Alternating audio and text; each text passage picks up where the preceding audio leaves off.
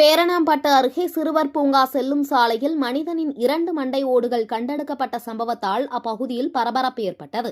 வேலூர் மாவட்டம் பேரணாம்பட்டு அடுத்த காமராஜர் நகர் பகுதியில் 300க்கும் மேற்பட்ட குடும்பங்கள் வசித்து வருகின்றனர்.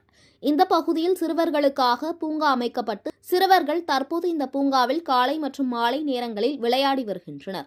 இந்த நிலையில் பூங்காவிற்கு செல்லும் வழியில் 2 மனிதர்களின் மண்டை ஓடுகள் இருந்துள்ளன. மேலும் இதுகுறித்து பேரணாம்பட்டு காவல்துறையினர் மற்றும் வருவாய்த்துறையினருக்கு தகவல் தெரிவிக்கப்பட்டது. தகவலின் பேரில் விரைந்து வந்த காவல்துறையினர் சாலையில் வைக்கப்பட்ட மண்டை ஓடுகள் குறித்து விசாரணை மேற்கொண்டு வருகின்றனர்.